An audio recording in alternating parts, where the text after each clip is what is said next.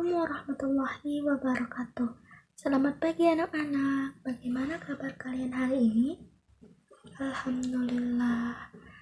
Baik, sebelum kita memulai pembelajaran kita pada hari ini, alangkah baiknya kita berdoa dulu sebelum belajar untuk memperlancar kegiatan pembelajaran kita hari ini. Doa dimulai. Berdoa selesai. Hari ini kita akan belajar mengenai materi IPA, yaitu tentang rantai, jaring, dan piramida makanan. Yang pertama ada rantai makanan. Rantai makanan adalah peristiwa makan dan dimakan antara makhluk hidup dengan urutan tertentu.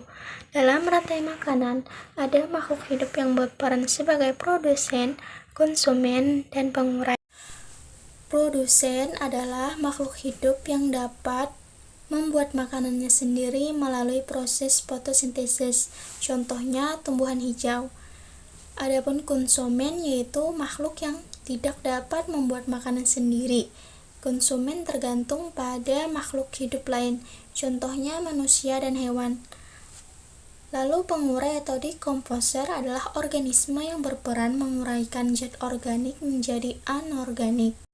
Konsumen yang memperoleh makanan langsung dari produsen disebut konsumen tingkat 1 atau konsumen 1, sementara itu konsumen yang memperoleh makanan dari konsumen 1 dinamakan konsumen tingkat 2 atau konsumen 2 dan seterusnya. Dapat dilihat pada contoh, padi berperan sebagai produsen akan dimakan oleh konsumen 1, yaitu burung pemakan biji. Kemudian burung pemakan biji akan dimakan oleh ular sawah sebagai konsumen kedua, dan ular sawah akan dimakan burung elang sebagai konsumen 3 atau konsumen puncak. Dan ketika burung elang mati, dia akan diuraikan oleh bakteri atau mikroorganisme. Konsumen terbagi lagi menjadi 3 macam dalam komponen rantai makanan. Yang pertama, konsumen primer. Ialah konsumen pertama yang mana ia mendapat energi langsung dari produsen. Dapat dilihat pada gambar bahwa yang bertindak sebagai konsumen primer adalah tikus. Yang kedua ada konsumen sekunder, merupakan konsumen kedua yang mendapatkan sumber energi atau makanan dari konsumen pertama. Dapat dilihat pada gambar bahwa yang bertindak sebagai konsumen sekunder adalah ular. Yang ketiga ada konsumen tersier, yaitu konsumen yang mendapatkan sumber energi dengan memakan konsumen kedua. Dapat dilihat pada gambar yang bertindak sebagai konsumen tersier adalah burung elang. Yang terakhir ada dekomposer, adalah suatu organisme yang berperan menguraikan zat organik menjadi anorganik. Dekomposer dapat menguraikan bangkai dan tumbuhan yang sudah mati, lalu nutrisi yang terdapat di dalamnya akan digunakan oleh produsen atau tumbuhan sebagai sumber nutrisi. Dapat dilihat pada gambar yang berperan sebagai dekomposer adalah fungi atau mikroorganisme. Selanjutnya ada jaring makanan. Jaring makanan merupakan kumpulan beberapa rantai makanan yang saling berhubungan. Organisme yang terlibat dalam rantai makanan memiliki lebih banyak pilihan makanan dibanding organisme yang ada pada rantai makanan.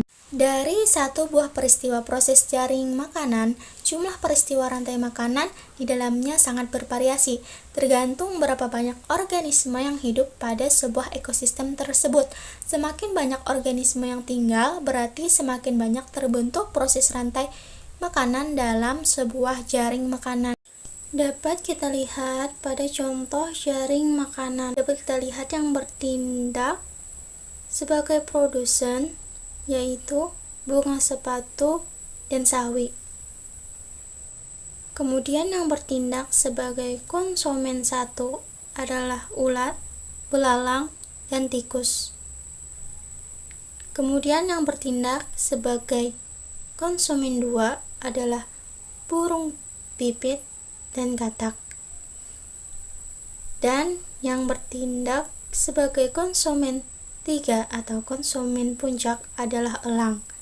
Dan ketika elang mati, dia akan diuraikan oleh pengurai atau dekomposer. Selanjutnya, piramida makanan dapat dilihat pada contoh di samping. Piramida makanan merupakan diagram yang menggambarkan susunan tingkat tropik satu dan tropik lainnya berdasarkan jumlah biomasa dan kemampuan menyimpan energi pada setiap tropiknya. Sesuai dengan namanya, susunannya berbentuk piramida dan komposisinya semakin ke atas semakin mengecil.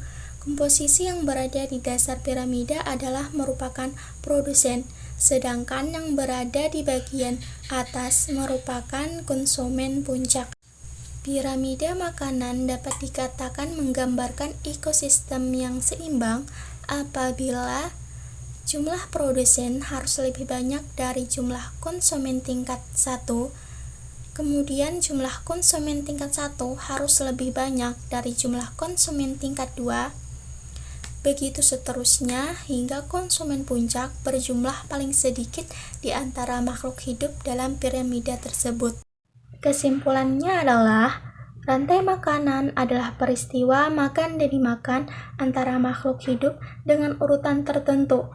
Dalam rantai makanan, ada makhluk hidup yang berperan sebagai produsen, konsumen, dan pengurai. Jaring makanan merupakan kumpulan beberapa rantai makanan yang saling berhubungan. Organisme yang terlibat dalam jaring makanan memiliki lebih banyak pilihan makanan dibanding organisme yang ada pada rantai makanan. Piramida makanan merupakan diagram yang menggambarkan susunan tingkat tropik atau tropik lainnya berdasarkan jumlah, biomasa, dan kemampuan menyimpan energi pada setiap tropiknya. Baik, itu saja pelajaran kita hari ini. Semoga bermanfaat. Saya akhiri. Wabillahi taufiq wal hidayah. Wassalamualaikum warahmatullahi wabarakatuh. Terima kasih.